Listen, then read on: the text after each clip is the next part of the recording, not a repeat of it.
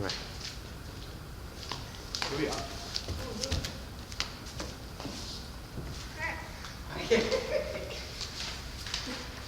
So when I was in middle school, I was kind of an insecure little guy trying to find a place to connect or find meaning. And one of the places I found was my church puppetry team. And through there, I learned how to perform a puppet. And I've been able to use that throughout my life in different ministry opportunities. And the great thing about puppetry is that it allows walls to come down that people normally put up, and so the truth of God can be expressed to them in a very creative way. It also allows a person to perform in front of an audience behind the safety of a curtain. And I find that that's really helpful for students who want to be up there, or want to be a part of things, but are nervous about being in front of people. And so today I want to teach you the three main techniques for puppetry. It is entrances and exits, mouth movement, and lip synchronization. So the first is entrances and exits. And so a puppet doesn't just magically appear on the stage. It has to kind of make its way on the stage.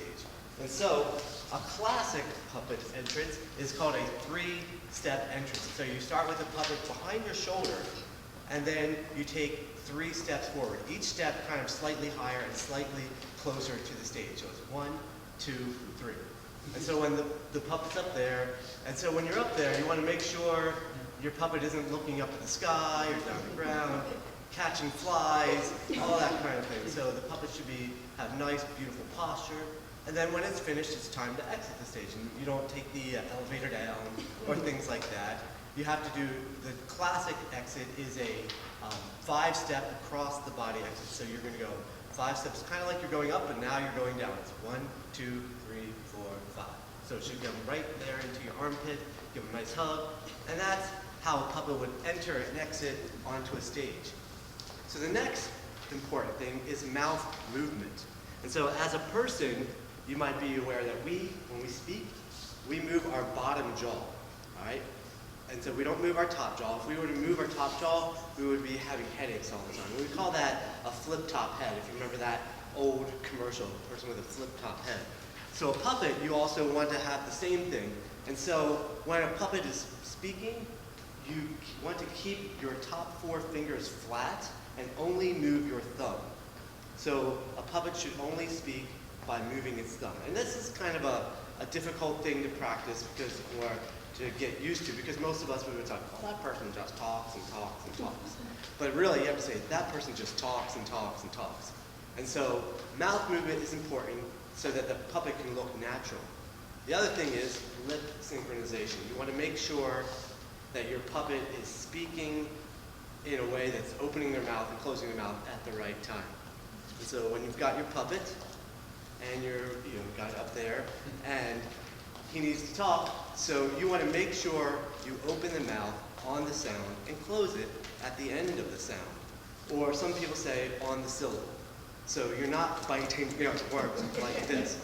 Like too many people, they think, oh, we've got to talk like this. But you want your puppet to act natural. And so you want to open with the sound and end with the sound. And to get that down, really you take some time and practice by saying things kind of slowly. Hi, my name is Dave. And then slowly over the time, you get better and better.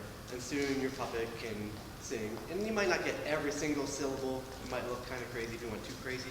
But you just want to make sure it's opening and closing at the right time. And so those are the 3 basics of puppetry.